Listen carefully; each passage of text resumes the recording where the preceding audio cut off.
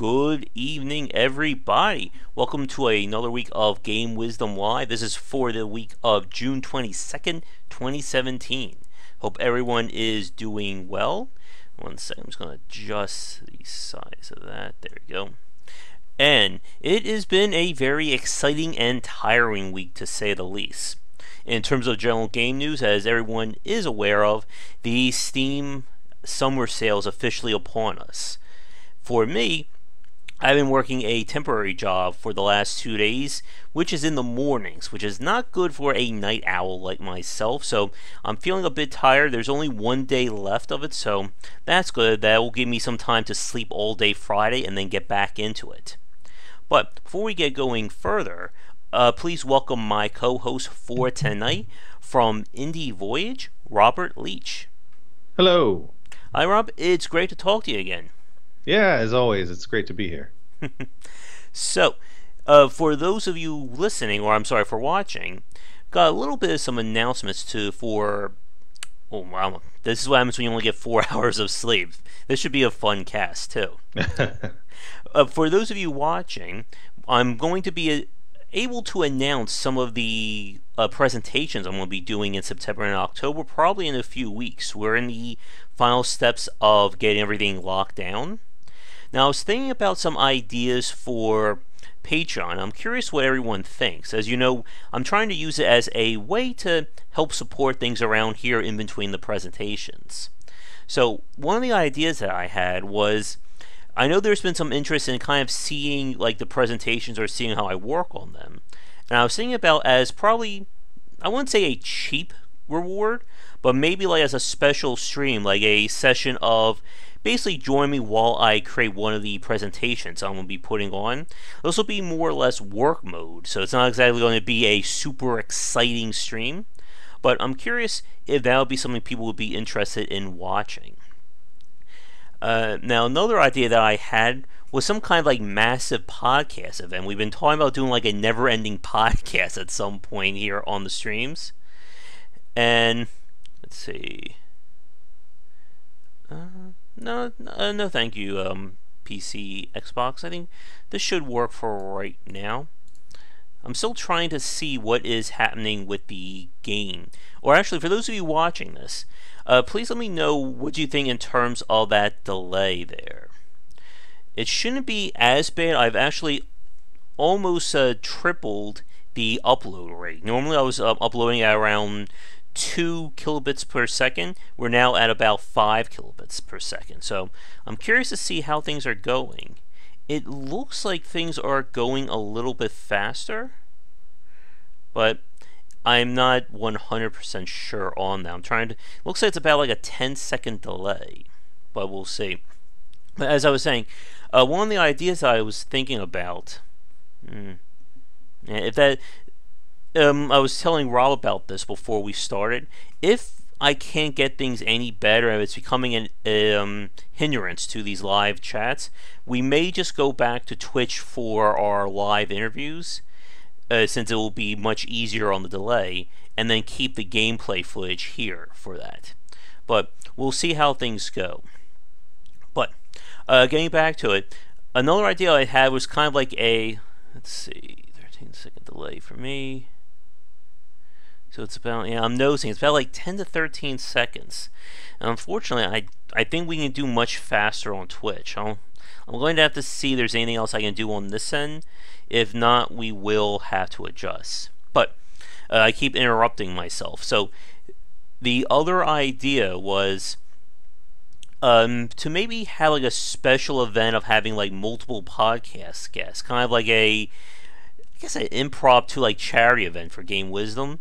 That would be something more on the crazy, oh my god kind of scheduling thing at the moment, but it was an idea that I've been playing around in the back of my head. Let's see, anything else going on? I guess while I'm trying to think of some things, for you, Rob, how are things with Indie Voyage? I know we were talking about this before the stream, that one of your games has been released this week. Yeah, it just launched. And the funny story there is developers, not sure if anyone knows. I'm sure there's a good assumption we learn about the Steam sale ahead of time. And so we were planning on releasing this month at the beginning of the month, and we had to push it back. And then we got news of the Steam sale, and that kind of threw us for a huge loop because we pushed back. We've been pushing back this launch for over a year. In fact, we told Josh about it when he interviewed. I think you interviewed the developer. Um, that it was launching in November, and since then we've skipped three different launch dates as the developer puts some new stuff in there that's pretty cool. But anyway, yeah, a lot of fun launching a game in Steam these days, especially right before a sale. After a sale's no better because no one has money in their wallet anymore. So it's a crapshoot, and we're having a lot of fun in quotes, following it and trying to figure out what's best. And speaking about publishing games, I was asking Rob about this before the stream, but as we all know, the Steam Direct changes officially went through, I think it was last week. And this has kind of been one of the more heavily talked about discussions regarding publishing and developing games for Steam. So I was curious, Rob, what are your thoughts on the Steam Direct policy changes? Well, that was another thing because we just put a game in Greenlight, and then like just a week later, it went, oh, we're getting rid of that now officially, and it was good. It wound up good. It seemed like they just kind of approved a whole bunch of stuff and then included our thing. So we were very happy about that. I don't know.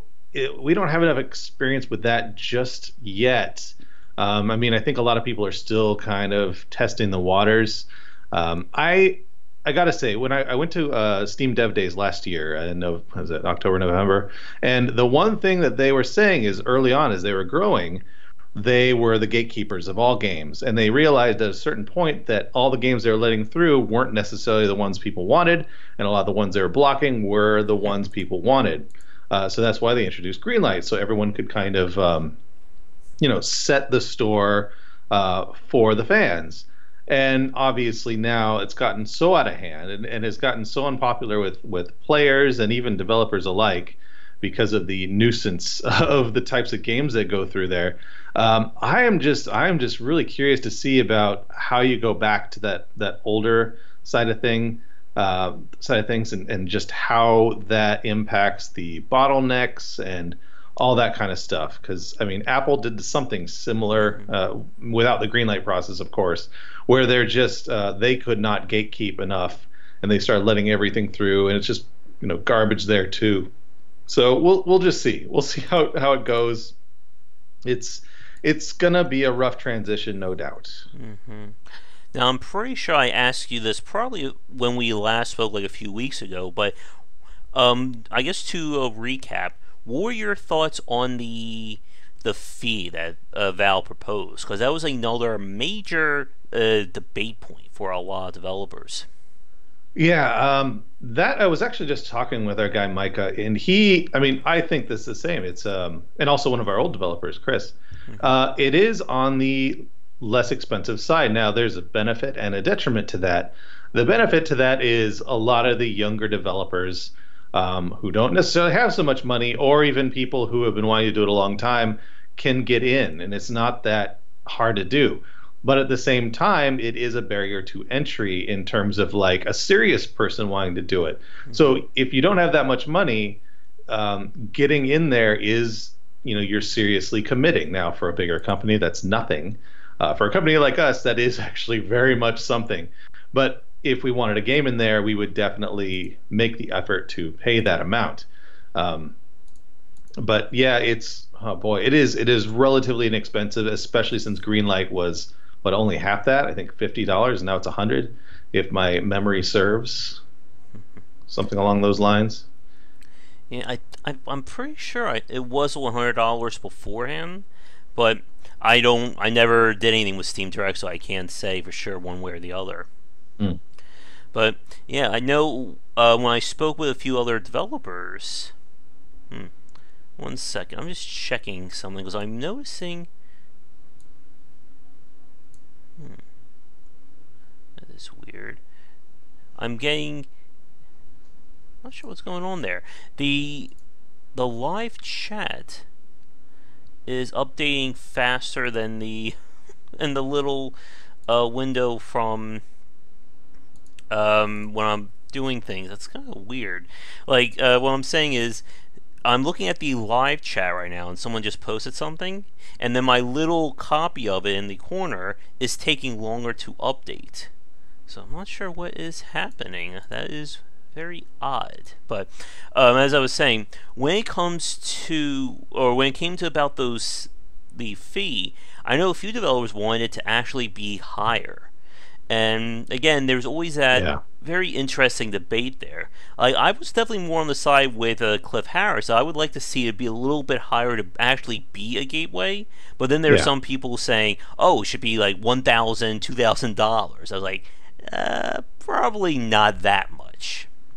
Yeah, it's such a tough thing to call because yeah, you don't know what. There's so many different people who have such a variety of varying amount of money.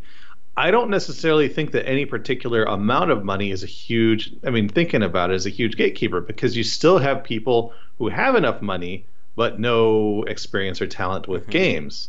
And then you have the people on the opposite end of things who have all this talent with games, but don't have the money. Um, but $1,000, if you're serious and you have a good game, probably isn't unattainable. Hmm. Especially since, well, there is no guarantee. I shouldn't even say that getting $1,000 is a guarantee anymore. It's definitely not. Um, and so when they say like it's adjusted gross revenue, by the way, to answer that question. The fee is not refundable. It will be recoupable in the payment after your product has made at least $1,000 gross revenue. And so, like that one, I don't know how people will think about that because again, these days, getting that much money off of a game is not necessarily super easy.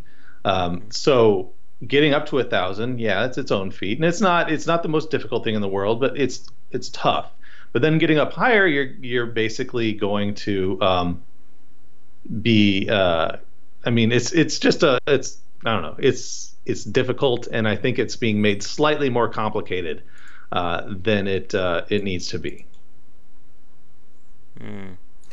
Yeah, and again, it's kind of one of those things. It's a real, I think, lose-lose situation for a lot of developers. Like as you said, Rob, there are people out there who don't have the experience, but they can easily afford $100 per game, as we Hmm. have really seen with the rise of the asset flippers and the quote-unquote shovelware titles. Yeah. But then there are, of course, people who are just trying to make their first game, and but I do agree that if you do have something that is worthy or that's good enough, $100 shouldn't be, or even $1,000 shouldn't be that big of a deal. Yeah, and it is. I mean, for a lot of people, $1,000 is going to take a lot of effort. I mean, even me, like and that's not to say I have any amount of money. Like even me Hmm. being in the industry for so long, I don't have that much money in my account to warrant just throwing $1,000 at something. But if I really believe in it, if I really am dedicated to it, then yeah, I would totally do that. Hmm.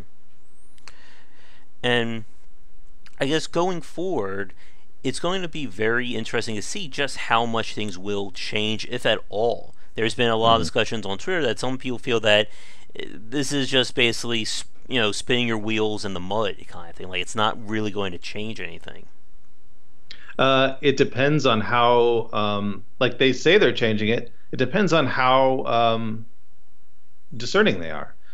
If it goes back to the way where they are looking at every game one at a time and giving things serious thought and having a panel of people just be like, okay, yay, nay, whatever, that'll make a lot of people mad because a lot more people have visibility into games these days in the game process because so many developers are either in college and have a lot of friends or they're streamers or bloggers or all this stuff, and so people know about the games, and if it doesn't get on stream or Steam, then it's just suddenly going to be well. And we talked about this before. It opens the door for a lot of other potential competitors to Steam, and I didn't think that that was going to be possible anytime soon because they have such bottomless pockets. But this kind of thing does open the door a little bit. Hmm. And XP does have a good point. Quality, unfortunately, isn't viral, and I think that's one thing that we That's have well put. we have seen many times over, unfortunately. And it's kind of one of those big issues. Like I was saying about this a few days ago with a critical thought or industry insight about failure and how it is a major part of the industry, and that even if you have the best game in the world, that doesn't automatically mean you're going to sell it. And as I've said, and probably one of those harsh truths, there's a very big difference between making games for a living and living off of games as a potential job. And like this is one of those very difficult things, especially with the indie market being still relatively young, is that there are very few developers out there who have gone, over 10 years in terms of, being on their own in the indie scene. The only ones I can really think of would be stuff like Introversion, Spire Web Software, and maybe like Arkin Games and Crow Team. The thing I have about the indie games thing is there's this indie games are a very strange beast because the definition of being an indie developer, it can like you can be growing, you can be there for 10 years, and at a certain point you may not be an indie developer anymore. I mean, take Behemoth for example. They were a very good example. I guess they made creating a GameCube game or whatever certainly requires some doing, but like you lose that indie status at a certain point, even if you still have the street cred. I did want to mention Oscar. You had a good point in terms of no word about quality. Quality is such a tough thing because it's very it's in the eye of the beholder a lot of the times. Like what a game might have bad graphics, but it might be intentional. Like say a game launches with ASCII graphics or a game launches with pixel graphics. It might not have great graphics, but it might have great gameplay, or vice versa. Like No Man's Sky was famously had it's great graphics and an amazing looking gameplay, but it's kind of repetitive after a while. So it's such a tough question to answer, and that is true. I actually talked to a guy. I was at a Casual Connect conference, and this guy won the prize at Casual Connect. I worked with him in my day job as working in games. He does third party development, and like at a certain point, how many indies do third party development on the side? I don't know. It's a tough question. What is is it team size? Is it cost of game? God. It's such a tough thing to answer. Look, there's already a fight on the chat. Perfect. Love it. That's one of those questions right up there with console versus PC. What's a roguelike, or is there such a thing as Souls-like that we'll be here for like 2-3 hours trying to get through? Yeah, but two really good points there. I think going back to what Oscar was saying, that was one of the biggest problems when it came to the old way of Steam. Back when you had to know a guy who knew a guy who knew a guy who worked at Steam. During that era, I spoke to developers such as I forget the name already. Steven Peeler from Soldak Entertainment. Do you know who that is? No, I don't, unfortunately. Solak Entertainment has been basically carving out a niche in terms of making unusual or different ARPGs for, I think they may actually be going on about a decade old at this point.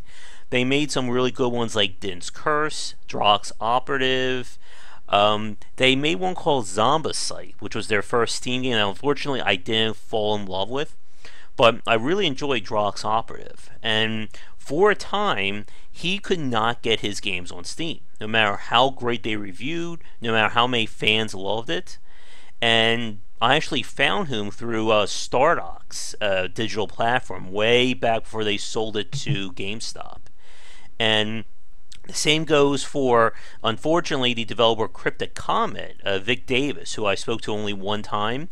He made some of my favorite games of the last few years, but he could not get onto Steam for anything. And it was sadly one of the factors that led to him closing his studio. But like as you said, quality is such a muddy word when it comes to video games, because I mean there are some games that I've played that they have like those kernels of amazingness to them, but if you're not already looking at it, you wouldn't give this game a second thought. Like as you said with the example of games with ASCII graphics, there are people out there who, they see something like that. They don't care if this game has, Game of the Year awards. They're not going to touch that with a 10-foot pole. Yeah. I mean, if you have a game with pixel art on Steam, there's a 90% chance that someone will leave a comment on the forum saying, I hate pixel graphics, I'm not buying your game. Yeah. And it's just one of those things that it's very hard to properly, judge or critique in terms of a video game. Yeah, it is. It really is. And the worst part is not necessarily that last part where people will leave a comment that says they don't like pixel graphics, but when that person somehow obtains it either through a really cheap summer sale or winter sale event, and then they give you a thumbs down and leave a terrible comment about it. That's something you just can't control, and it negatively affects the sales of your game in the long run, which that's one of those sucky things, the other side of the coin in terms of the sales. Mm-hmm. Yep, and I remember the studio, I think Puppy Dog Games, they made a pretty scathing post about this on their site a few years ago about how the Humble Bundle was basically killing them because all these people bought their game for 40-50 cents, and they wanted them to fix issues with the game, and there was and they just didn't have the money to repair ratio wasn't there. But the whole idea of Humble Bundles and putting your game in a bundle, that is a major topic in of itself. Yeah. Yeah, it's the expectations. There's so many great games out there for very reasonable prices that the expectation for any game purchased is that it's going to be amazing. I mean, you don't want to give your money to something that you don't feel like is amazing, and the understanding there that it's a hit or miss type thing isn't there. And I can't really complain. I can't. I mean, I feel the same way when I buy a dud. I feel a little angry. I just know that if I say something about it, if I'm like, no, this game is terrible, I know in my own, the back of my head that, well, this game just isn't for me. I just didn't guess what it was well enough. I'm not going to leave a negative. I'm not going to put a thumbs down. I might say something on the forum that says, hey, if you're into this kind of game, if you think it's this kind of game, stay away. But it's not necessarily bad. That kind of thing. I don't know. I'm rambling. Well, at least someone else is rambling. Again, I'm on emergency sleep at the moment, so I'm sure I will be rambling very soon. Yeah. But yeah, that's always been, and especially when it comes to the stuff I do with Game Wisdom, the fact that I'm, I keep saying this, I'm kind of in that in-between place between a developer or knowing about game development and enthusiasts. For instance, I just had a really amazing cast. Let me grab his name before I forget. Where is that email? No, there it is. I spoke with Bill Gardner of Deep End Games, and he did the game Perception that came out a few weeks ago on Steam and everywhere. And it wasn't a game. Thank you, Eduardo. Josh is on death's door now. Thank you, that's great. As I was saying, Perception, it's not a game that I particularly love. Again, the more narrative-heavy titles just aren't my thing. But I'm not going to, leave a negative review saying, this game sucks. It's all about walking around investigating things. Because as you said, it's just not for me. For instance, my friends were telling me about this game Logistical that was on Steam that I bought and refunded because I got annoyed with it. But I think I'll probably pick it up again now that it's on Steam sale, just so I can, rationalize that, yeah, I may not perfectly love it, but, it's a few bucks off. I'm not paying full price for it. Yeah. Yeah, that is the thing I like to determine is how much did I get this game for? Was it a deal regardless? Usually on a Steam sale, if you're getting something for $1, yeah, I mean it is. It's you got it for $1, and someone put probably, if not 6 months, then probably a couple of years into developing it.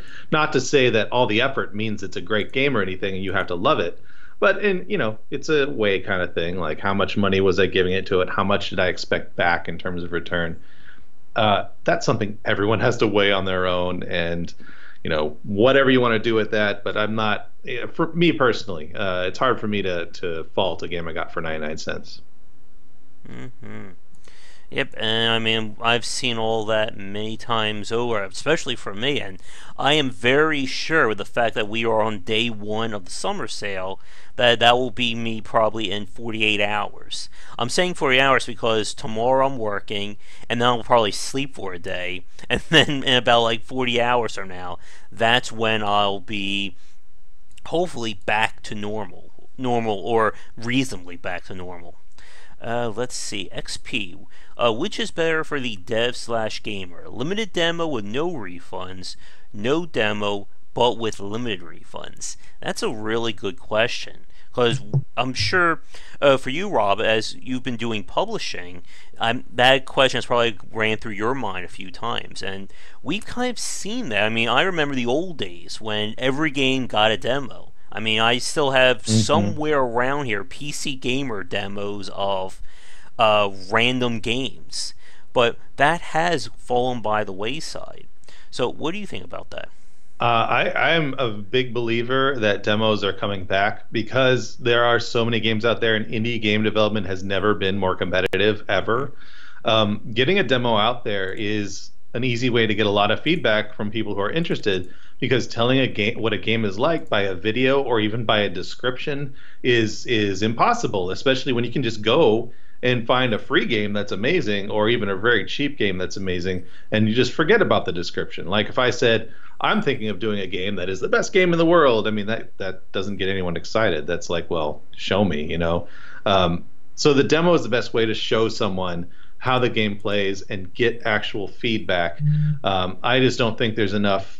I just don't think there's any way to leverage, or at least to not have a demo and still expect some kind of community building. And that I feel like is the name of the game. Getting people involved, making sure that you have a good community going. I have run into both sides of that, having a great community, having no community, and the no community never wins. So if you can't get that buzz building about your game, you are just basically on borrowed time for a lot of games. I mean, as a really good case in point, or how strong that community is, Red Hook Games again just launched the Darkest Dungeon DLC, and that has been a game that has just like hit it out of the park from day one in terms of marketing itself, successful Kickstarter, successful early access.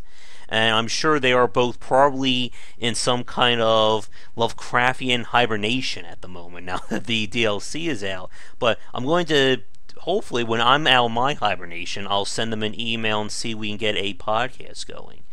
But again, that is a case where they took that time to build that community, make sure people knew about before they even launched it. And I was just talking to Bill about this the other day, but many indie developers, especially those who are either new or those who are entering from like the AAA or AA but never really did this kind of stuff before, they don't seem to understand just how important marketing and these other skills are in terms of succeeding in the game industry. Like, you don't have a publisher who's going to run a $2 million marketing campaign for your game anymore. Yeah, and the thing is, being a publisher, that means so many different things.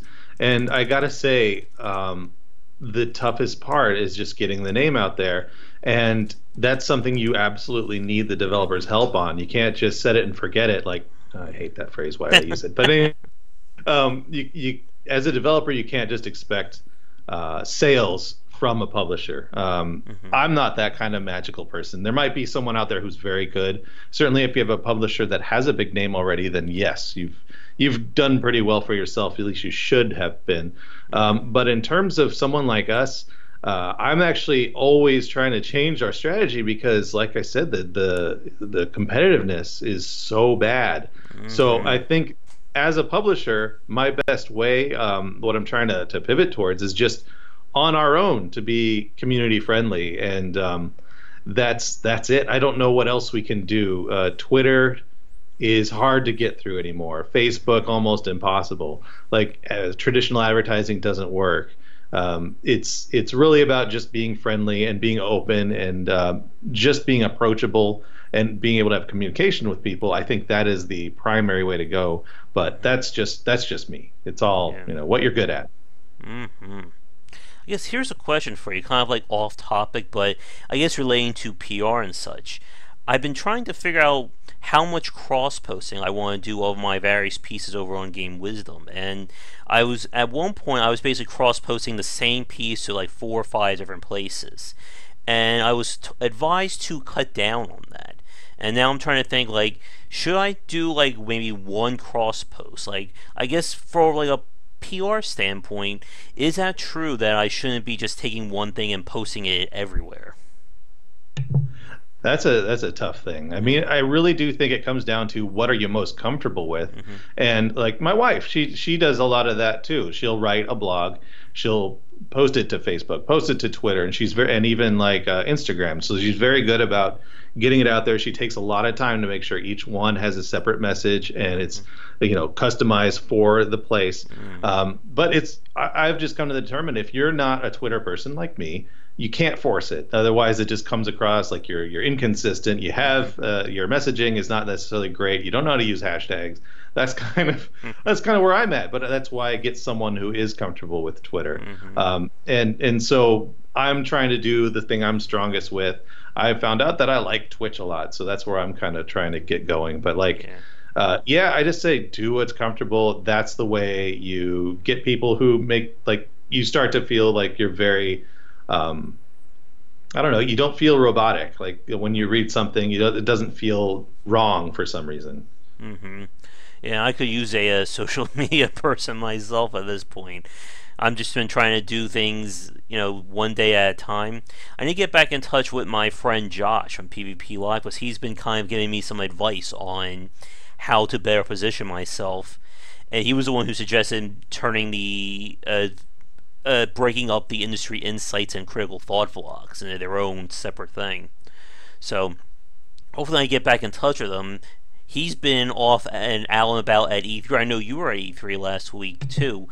I definitely want to actually talk to you about that in the next minute. But I guess to wrap up at least this section for the cast, like getting back to what we're saying in terms of demos and just trying to get your game out there. That's always been one of those weird things. Like, there's also, I know a lot of people have said before in terms of not liking demos, is that it is extra work on the team to make a demo, and there's always that risk that a bad demo can be more detrimental to a game than having no demo at all. And there was that, I remember seeing a post on Polygon about this, that a lot of people have been jumping down Capcom's throat for the Marvel vs. Capcom 3 demo that they put out last week. And a lot of people are saying that the E3, I guess, conference build was so much more better than that demo. I can imagine that. I mean, the difference between I feel like a AAA and an indie in terms of demos is that the AAA can live off of hype alone, where an indie can't do that so much unless they have some kind of following already. The hype alone thing, you can just not do a demo. In terms of like E3, well, then they have more time and a very specific target market to showcase, and they know that they really have to churn people through like 5 minutes, 10 minutes of play, and then they're out. Whereas a demo that's in your computer, you can look at it, you can really take it apart. And a Marvel versus Capcom, I mean, geez, people will just tear that one a new one because it's got a huge and very dedicated following. So it's such a thing that's up in the air. In terms of a demo for an indie, I mean, if you put it out there and you really work on the demo and make sure that it represents your game as it would if you were finished, that's a lot of work, yes, but at the same time, if that doesn't fly, if people don't like it, then you might want to go to a different direction or something like that. It's one of those tough pills to swallow. If you really if it's like your baby and you really want to see it through. So it's really up to the person, and if you see that something's not going and like you're not going to get many sales, well, you've got to determine whether or not it's something that you really want to get done anyway. Whatever. That's just that. Yeah, and what you just said, Rob, regarding that harsh reality that maybe your game isn't that good or maybe you need to change something. that is one of the toughest pills to swallow for sure. Like, as we've said, or as I've talked about many times, the game industry, especially from the indie side, runs on passion. I mean, Hmm. let's face it, you're not going to start your own game studio because you're, a flight of fancy. You're doing it as a full commitment.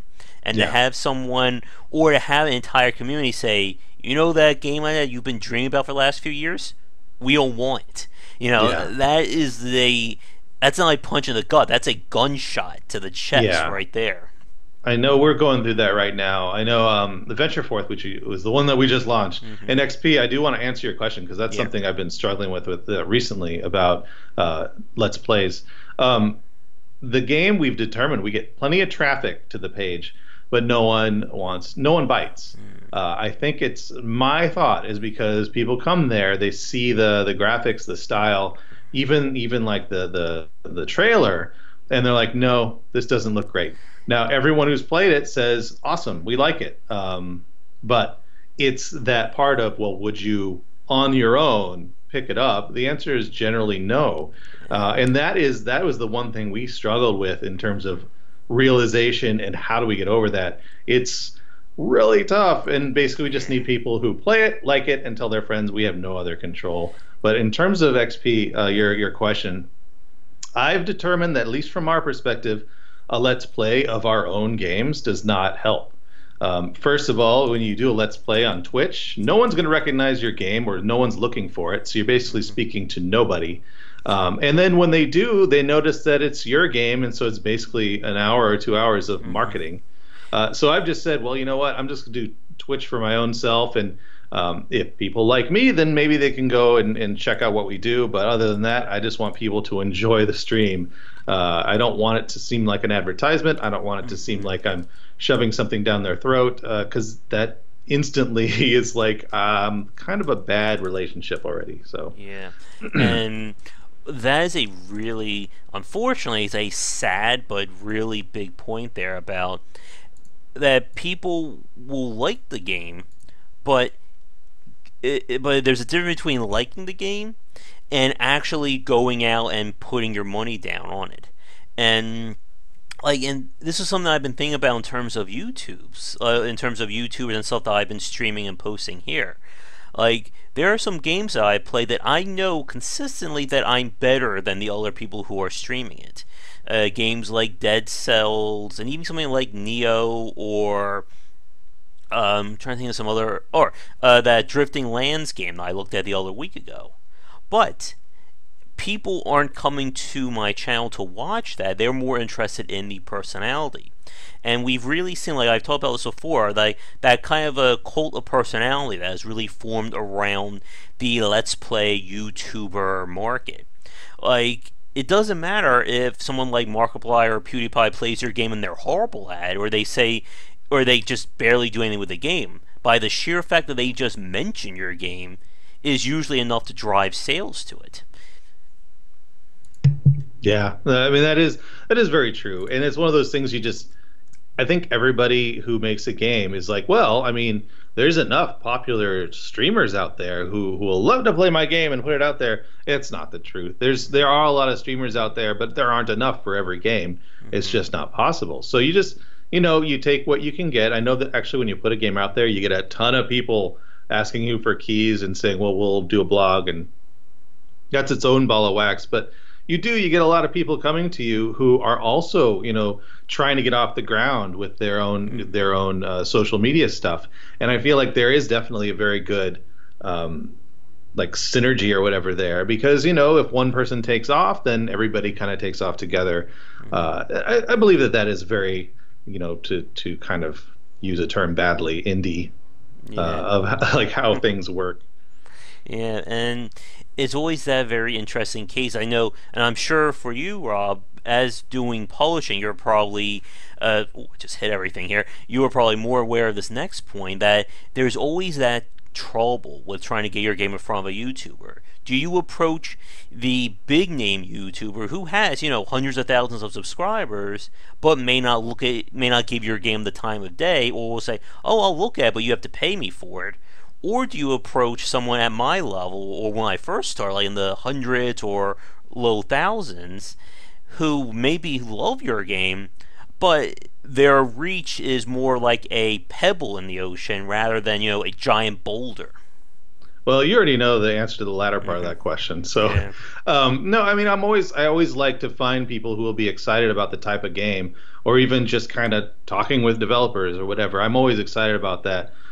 In terms of the bigger ones, I mean, you have to send them something, but at the same time, you got to expect 99.9% of the time you're not even going to get a response back. We did like reassembly, great game. We did very like just an FYI, the way we do things, like we don't earn money from that game anymore. But I always push people to it because it's a great game and you should support that Hmm. developer. But we got lucky there because Rock Paper Shotgun did an article on it, and boy, you can tell when that thing launched, you can see the spike. Like it's very tangible when that something like that happens. So I feel like you kind of have to take the shot, but do you? How much time do you waste contacting them because it all takes time. I don't Hmm. like sending out mass emails. I feel like you really have to do it one at a time and see what Hmm. everybody likes. Um, so how much time do you spend in that? How much time do you spend in just researching people who are kind of more likely to look at your game and enjoy it? I believe the research is kind of like 80%, and then the actual emailing is 20%. Hmm. And you got to hit at least a few, otherwise, why you got to take that shot just in case. Hmm. And again, you never know what's going to happen when you send that email out. I mean, for myself, I've gotten emails from developers. I've emailed them as well for press keys in the past. Some of them don't even respond to my email. Other ones, I will get something back within 2 to 3 hours saying, yes, please, here's a key, take a look at our game. And my goodness, we are about 45, 43 minutes in. I know we're past 10 o'clock now, but that is talking about that, the importance of PR and communicating to people. That's another massive topic that I don't think we have time to get to tonight. Yeah. Now, before I do want to ask your thoughts about E3, I think that will probably take us to the end for the Hmm. stream. But before we do that, I guess kind of as a brief interlude, I guess here's a quick update about what's going to be coming up for Game Wisdom and such. First off, I've got a few press keys for games I want to try out. Oh, and I know I've been talking about a game that I got a copy for that I think I can announce it. Let me just double check the email. I don't want to say and then someone reports it on me. Yeah, I think I can. So I got the press key for the game Valkyria Revolution. That is the next game in the Valkyria Chronicles series. It was like the Sega strategy game from a few years ago. Have you heard of that series, Rob? I have come across it. I don't know much about it. I can't even Uh, I can't say much. Like I cannot talk to it. all right. Yeah, it's one of those things that is again one of those games that a lot of people say yes, we love it, but it never got massive sales. So this is, I believe, the third or fourth one. It's kind of one of those weird series where some games I don't think came out of the United States. So I will not be able to touch it, or I can touch it, but I can't talk about it until the 27th. So hopefully around that time I'll be able to do a stream or a recording of it. And someone sent me he was told, someone posted on one of my videos about trying to get in touch with me regarding their games, and he just sent me, a massive email about the game that I'm gonna try and take a look at. Something called Fractured Layers, and I'm pretty sure I never got his email or I don't remember because I don't remember that game. But one thing that I always say, and this is especially true for those of you watching this, if I don't respond to an email like within a week, please email me again. I'm giving you the go ahead to bug me a second time because there are cases where I'll either get so many emails or I'm swamped and the emails just fall down or fall off the wayside. There, now I'm rambling. But yeah, if I don't respond to you within a week, please send me another email just to make sure that I got it. And who knows? Because I've had a few games like that where they send me an email and I never open it, and then I got another email from like a month later, and Wow, can't believe I missed that game. Let me see if there's anything else. In terms of the podcast this week, that's kind of up in the air at the moment. I'm too tired to remember which one it is this week. But I should have something. At this rate, it will probably not be till Saturday and Sunday. But other than that, and then for tonight, I will be doing at least a small stream of Darkest Dungeon, maybe an hour, hour and a half this time. And like I've been saying this whole week, for those of you who have been enjoying it and want to see things continue, please let me know. If there's enough interest, we'll keep doing the nightly streams at least for a little bit longer. If there is just some interest in the game, I can certainly stream another game and then maybe do a Darkest Dungeon recording in my spare time and post that around 6.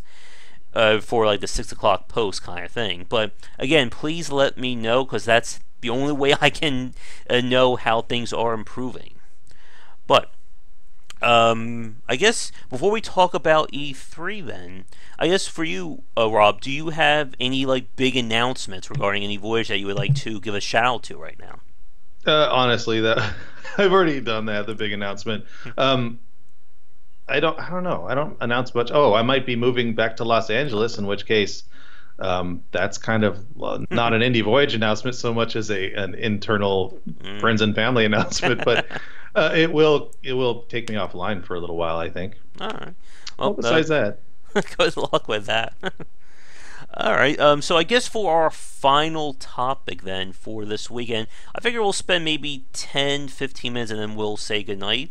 I guess let's talk about E3. I made my big video about it last week, but as we said, you were at the event this time, or you were at the event last week or the week before. So what did you think of E3? I mean, I've been to E3 many, many times. Not as many as some, not as few as others, but like, I mean, it's always, to me, it's always very similar. Certainly from the early mid 2000s all the way up to now. I mean, it has gone through a lot of changes over the years, mostly for the better, I think. But it's very busy, very loud, very bright and shiny. But they've definitely made strides, and I think it's very important for this to be appealing to the outside, to actual gamers. And I mean, certainly it's been going that direction for a long time, ever since they started televising it. And now they've let a whole bunch, like, what was it, 10,000, 20,000 people in. But I was expecting there to be not only more people, but more security. Neither was true. Certainly, there were a lot more people, and they were more interested in actually sitting in line and seeing the new games and meeting designers and developers. So I thought that was very exciting. But I generally walk around and just kind of see stuff, and I'll meet with people I know, and it really, I don't do much in the way of actual business meetings or anything like that. I just kind of take it in, and it was fun. I mean, they had a band playing that played a bunch of, old game music, and I thought that was really cool. They finally had some esports there that I could sit down and watch. Those kind of things are really appealing to me. I like the retro gamer stuff. I don't think they had it this year, though, which was very disappointing. But yeah, that's the kind of way I approach it. I know a friend of mine who I met with really was into the new Star Wars. Why can't I remember the name of that stupid game? Battlefront 2. Battlefront 2, yeah. Don't worry, I completely forgot. But I didn't know how many. I knew it was a Battlefront. I just didn't know which number it was. And Oscar's got it right. Smoke and mirrors. But that's just it. Like, yeah, Battlefront 2, by the way, speaking of demos, their demo was like broken half the day, and they have like a huge line of people, and they even get people like, come back at 2 and you can play the demo. And it was just broken because most people go there to watch, and that's what we did. And it was broken. We came back later, and then it took them 15 minutes to get everybody seated, and then another 15 as like a tutorial. It was ridiculous. But yeah, in general, people had a good time. I think a lot of people who are gamers might second guess coming next year, but I feel like it's just going to be a growth process, and it will become a more fan-friendly event in the future. Too many people in suits walking around still. I'm not the biggest fan of that, but like, yeah, it's a good time. If you're a gamer, it's a good time. I guess here's a question for you, Rob. Talking about E3 being more open to the public. For those of you watching this right now, when E3 originally started, it was very much as a trade show meant for industry only. members of the press may be there, and things, as we've said, have become more and more open. But I guess, in your opinion, Rob, do you think that is ultimately a good thing? Like, should they allow the public into E3, or should it remain a trade or press event? Well, in my opinion, GDC is the trade event. Certainly, E3 used to be like it was namely big games meeting with big retailers, Walmart, Target, that kind of thing, and GameStop meeting with EA, Activision, etc. And now EA doesn't even have a booth there. So it's fallen off the wayside, and I feel like it has to become more fan friendly, and it should become more fan friendly. It should be cheaper tickets, more people allowed. Certainly, a friend of mine said if they just dedicated a day to fans coming in, well, that'd be perfect. A day for press, a day for fans, and then a day for industry. I feel like that's good because walking around that. One day is enough to kind of see everything. As a fan, it might not be enough to experience everything, but certainly more fan friendly is great. GDC is there for, it's obviously less, it's not dark. There's not neon lights everywhere. There's not huge blaring sounds. It's just industry people kind of walking around, talking to schools and stuff like that. But yeah, E3 was this big overblown event that really it seems like it should be more fan friendly because it appeals more to gamers. It always has, even though I feel like every company was trying so hard to be the biggest flashiest thing at E3 when nobody really cared back then, and now people care. So yes, do it. I'm in favor. The short answer is yes, I'm in favor of it. And another big thing about GC, trying to hunt down Sid Meier and talk to him, which is why that was my goal of GDC 2011, which I did, and I made a complete fool out of myself in front of him. Hopefully he doesn't remember that, or maybe someday I can get him on. I can talk. He's like, "Who are you?" And then I'll just be like, "No one. I was never there." Hey, you got the story. You got the story. You can tell. Hey, I was that guy, and he's like, "Oh yeah, oh sure, I'll come on." Now, and I think I agree with you about it. That it is great to see more of it. Now, please correct me if I'm wrong. Again, it could be sleep deprivation as well. But how many days was E3 this year? It's 3. Tuesday, Wednesday, Thursday. They had you can get your badges as early as Sunday and Monday. But as far as I know, they didn't open anything up until Tuesday, and they closed it up on Thursday. There's always events that are on Friday and stuff, but I'm not the party guy anymore, so I tend not to go to those. But yeah, it is a lot of fun, and I feel like those parties in particular would be great for fans. So. Now, I guess as Oscar was saying earlier about the E3 Smokes and Mirror edition, there were certainly a lot of announcements. Not a lot in terms of, oh my god, we can get our hands on some really big stuff, at least for the most part. So I guess for you, Rob, what were your big games that you were excited about from the show? Well, the biggest game I was excited about, I could not get into the People's Booth because it was mostly closed. It was Planet Coaster. I really wanted to talk to Frontier and see them, but they had a tiny little booth in the middle, which was mostly like offices, like office meetings and stuff. So they had the door closed, and I could never get in there. But that was the one I was excited about. But walking through the Nintendo booth, they put so much effort. They put so much money. They really make it look amazing. And that's just, to me, that's the exciting part, is just walking through and seeing the sites, seeing what people do to pump up their games. Nintendo always hits it out of the park. They always do a great job. So the new Mario, I thought that was the coolest thing to see, just because they put on the best presentation. Oh, that can be fighting words to some people. What you Yeah, just I said. know. Yeah, I guess for me, I didn't go, so I just had the presentations to watch. I like Nintendo's presentation. Ubisoft, I don't know, do we count Devolver as a presentation from E3, or are they more the outlier this time?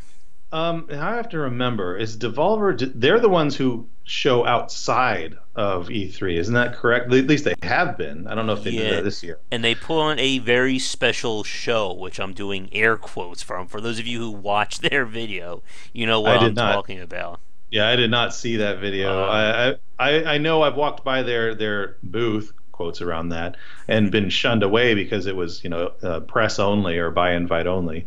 But hey, whatever works. I mean, obviously I always like their games. Well, I don't always like their games, but I always look forward to their announcements of games because they generally have a good track record of games I like. So um, I don't know what their announcement was like.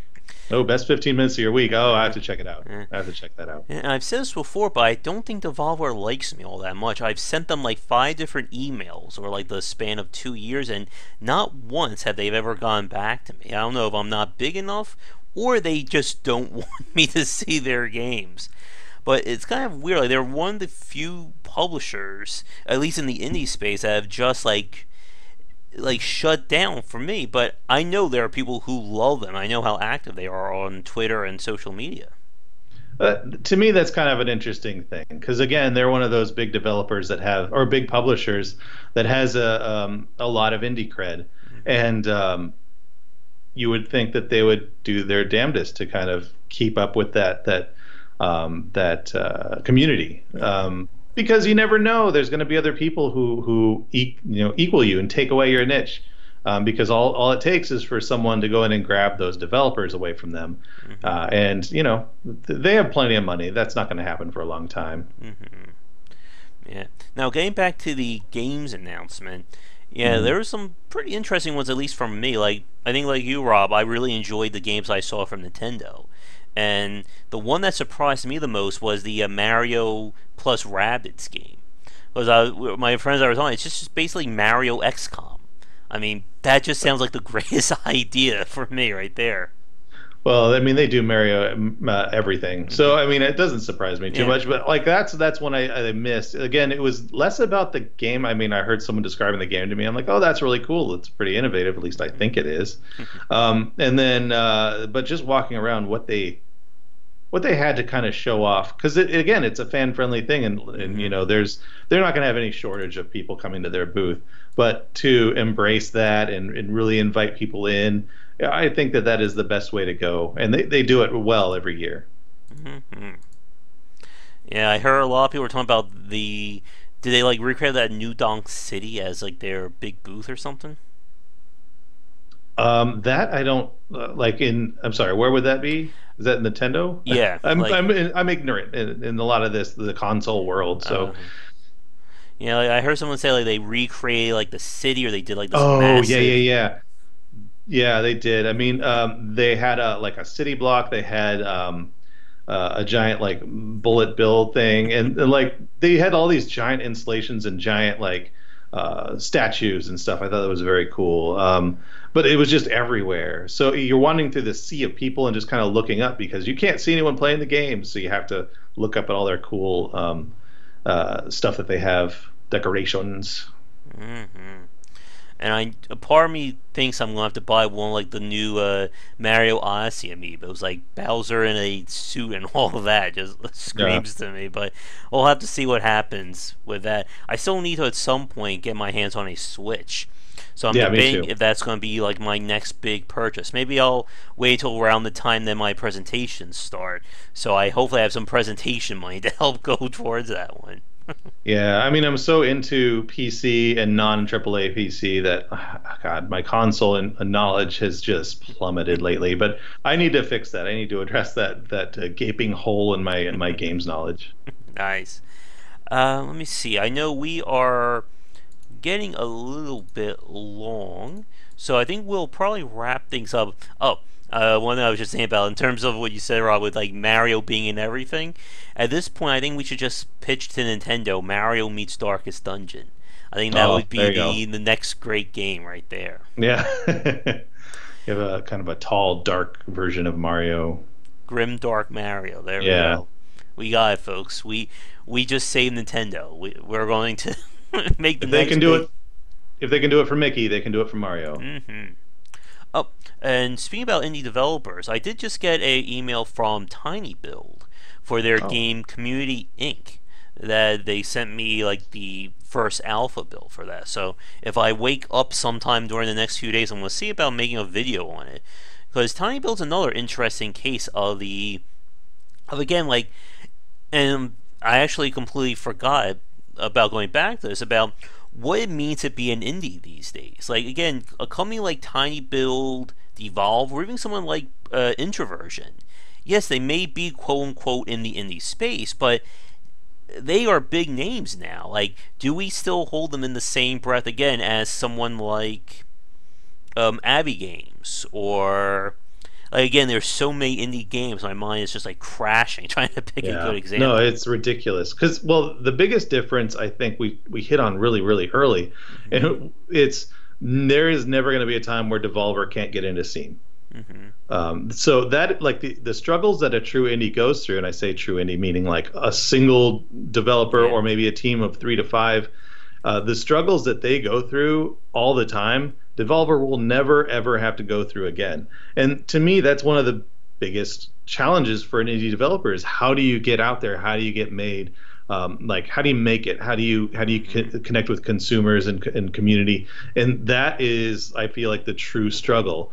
Hmm. And for people who don't have to go through that struggle anymore, it's how do you claim to be that person still? Hmm. Yeah, and oh yeah, XP saying Tiny Build versus G2A. Yeah, that's a topic we don't have time to get to tonight, but that is another big point about again being in the indie space. You know about G2A, right, Rob? I am looking it up right now. Oh, you're going to Oh, enjoy that a little bit of a news piece right there. awesome. Yeah, but yeah, that's the kind of point. Like Clay Entertainment will be another good example of this, and even yeah, like Clay, like they start out being relatively small, but now their games are predominantly featured on PSN. I mean, they were on stage at E3 for the last two shows to pronounce or to announce their next games. Hmm. So yes, they don't have a publisher, but can you really consider them indie in the same sense again as I'm sure again all the developers I've spoken to, and even like that's another really good point there too, Rob, about when we see like big names go from the AAA space into the indie space, such as someone like Yeah, John Romero or Cliff Blazinski. I hope I didn't butcher yeah. that too much. Or Bill Garner, who that will be an upcoming podcast, which I'm sure you guys are going to love. He was the level designer on Bioshock and Bioshock Infinite. So he has some pretty big credentials there. But And yep, oh, go ahead. uh, Sorry. what I was about to say was he worked alongside Ken Levine. So I mean that's pretty high up there. But Hmm. that doesn't. It's kind of like those weird things. It's like Hollywood. Like yes, you can be on public access TV and be a big shot in your neighborhood, but Yeah, were you in a feature film? That kind of yeah. thing. Yeah, it's just that same thing. And the thing that's great about some, like, a great thing for some indies, but it's a little bit hypocritical, Hmm. is yeah, you denounce EA, you denounce Activision, but the moment they come to you and say, "Hey, we want your indie game," yes, you can't. I mean, you can't say no to that. I mean, that's the dream for indie developers Hmm. to get your game out there, and they're the ones that can make it happen. But at the same time, you're like, you're making a deal with the devil in some way. But that's just from an indie perspective. As a business, that is the only decision. But like, it is the yes. But like, it is a weird space. Like EA could never say they're indie, but they grab a lot of indie games to make a lot of money. Hmm. But that's just how things are. And as an indie person, yes, I would, if one of my developers said we got approached by EA and we'd like out of our contract, I would say yes. Just Yeah. tell people about us. Let them know. But yes, we want you to be successful. Mm. Like that's all it really matters, is to have it help someone get to some point of success. I mean, that's what we do. We don't we're not ever going to be rich. I can't even say that with a straight face. So, yeah, it's just about helping developers and just kind of being involved in the business. I myself was in big budget stuff, not AAA. I mean, I started with AAA, then I went through just a variety of fringe type game companies. And you know what? It's nice to be in the indie space. I can understand why someone would go back there. It's nice, it's comfortable. John Romero got his start there. So Hmm. it's like, it's a good space. It's friendly to gamers. It's just a neat place to be. Yeah, like XP was saying, like Jonathan Blow at this point, he cannot call himself an indie anymore. Like if there's anyone who has lost that title, it would certainly be someone like Jonathan Blow. And as you said a few minutes ago, Rob, like one of like the big differences between like these different like states of indie. is that, again, like if Jonathan Blow tomorrow announces his next game, you know every single game site, every single indie news site, every single, reaction person on YouTube is going to make something about that. Yeah. But if, again, someone like, if Chris Park or Abby Games or, again, so many other indie developers out there announce their game tomorrow, flatline, like, Yeah. or, crickets at night will start chirping, kind of thing. Mm-hmm. And again, like, how do you get that buzz going? And like I said, that is more or less a podcast topic in and of itself. Maybe next time we do a show, we can talk more about that or dedicate some time to it. Yeah. But I think it is time to wrap things up. I will be doing it, like I said, there will be a stream of Darkest Dungeon in a little bit tonight. We probably won't be doing another 2.5, 3 hour one, but we'll still get something done tonight. And then once I've gotten my sleep back, we'll be doing some more regular things. For those of you over here on YouTube, if you didn't see my interview with Jonas Turner of Tormentor X Punisher, I think I will be posting that video either Friday evening or Saturday. So be sure to check out that. And like I said, there will be a podcast up this week, hopefully. I just don't know what it is or when at the moment. But I think we're going to wrap it up here. Again, Rob, thanks so much for coming on to be my co-host this week. And I'm always. sure we will be chatting again next Thursday. That sounds great. I love doing this. So whenever. All right. Before we go, for people watching this who want to join or want to watch your Twitch stream, what time do you stream? And if you want to mention the Twitch stream here, that'll be great. I'll hopefully remember to include the link you sent me in the notes below. Sure. It's just twitch.tv/IndieVoyageRob. It's 2 p.m. Pacific pretty much every single day. And I just play games. I try really hard no longer to do. In fact, I don't do our games anymore. I just do other games. I mean, it's just more fun for me and more acceptable for everybody else. Occasionally, I'll do some game design stuff and let people make fun of my inabilities to do so. So, yeah, if you want to stop by, great. Otherwise, I will see you guys here sometime. All right, and hopefully when everyone is awake and I've had some sleep, maybe we can do a podcast as well in the future for more of like a formal topic or something like that. Yeah, that sounds great. All right, so I am my voice. Good timing too. My voice has decided to completely go out on me there. That's great. Oh no! But that is certainly a good time to wrap things up. So for those of you who've been enjoying this, whether it's live or recorded, thank you so much. And be sure to like and subscribe if you're new. Check out Rob's stream if you have a chance, or you can definitely talk with us again next Thursday night. So, again, I am going to fill up my drink, rest my voice for a little bit, and we got some Darkest Dungeon to do later. But, thank you, Gordy, suffering the heart attack. No, I think I'm right now just at the stress level, or I'm being afflicted right now. We're not at heart attack just yet. But we're going to wrap things up for today.